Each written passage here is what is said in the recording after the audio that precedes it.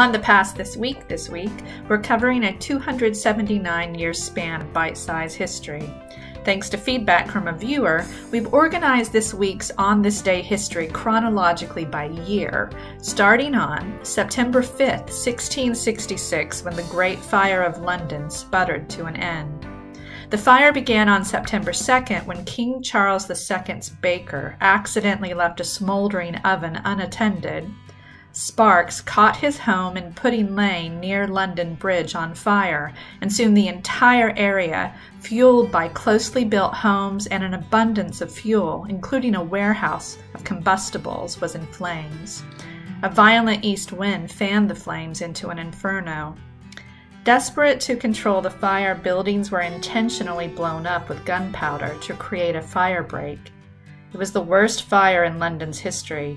By its end, most of the borough of the City of London was destroyed, including most civic buildings, Old St. Paul's Cathedral, and 13,000 homes.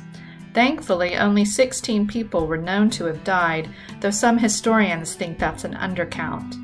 Many people escaped the fire by fleeing to the nearby hills or the Thames, where Samuel Pepys recorded the river swarmed with vessels filled with people carrying away as many household goods as they could. One bright spot of the fire is that it did kill many of the rats and fleas that had spread an epidemic of bubonic plague in the previous year. 172 years later, in America, Frederick Douglass escaped a different plague on September 3, 1838, when he escaped from slavery. An earlier escape attempt had caused his owner to hire him out to work in the Baltimore shipyards, an experience that gave Douglass the tools he needed to successfully escape on his next try.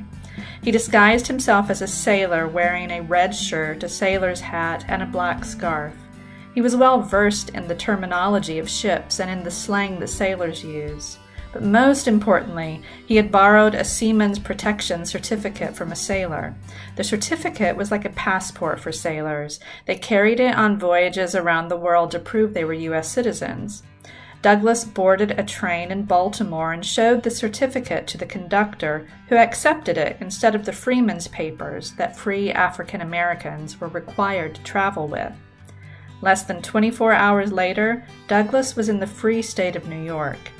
Danger wasn't over for him, but he was on his way to becoming a leader in the abolition movement and the first Black American to hold high rank in the U.S. government.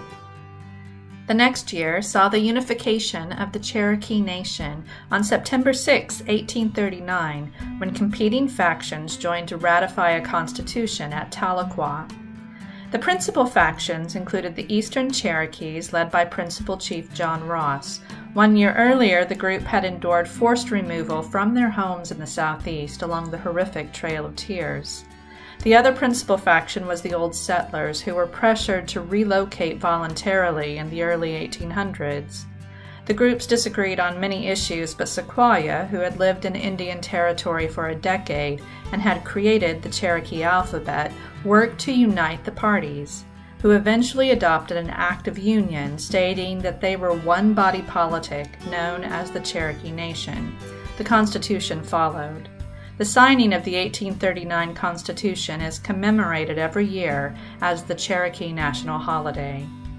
Moving on to September 7, 1888, when Edith Eleanor McLean became the first American baby to be placed in a baby incubator. Edith, whose birth weight was 2 pounds 7 ounces, was lucky that her parents had recently immigrated to the U.S. from Scotland, and lucky to be born on Ward's Island in New York at the newly built State Immigrant Hospital. There, Dr. William Deming built an incubator just for her, heating it with a 15-gallon reservoir of warm water. The method had been created by the French, but Dr. Deming was the first American physician to adopt the process. History lost track of baby Edith, but I'd like to think she got to read Peter Rabbit, which was written on September 4, 1893, when British author and illustrator Beatrix Potter wrote a picture letter to a friend's sick son. She wrote, "My dear Noel, I don't know what to write to you, so I shall tell you a story about 4 little rabbits, whose names are Flopsy, Mopsy, Cottontail, and Peter. When Potter submitted the story to publishers, it was rejected, but she decided to publish Peter Rabbit herself, printing 250 copies for family and friends. It was instantly successful. Frederick Warren and Company, who had originally rejected it, reconsidered their decision.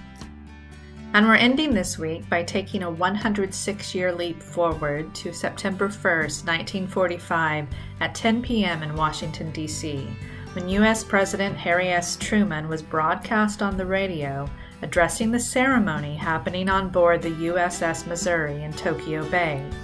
He declared that the next day in America, September 2nd, would be a celebration of the end of World War II, a day of peace and international goodwill in opposition to the day of infamy when the war started.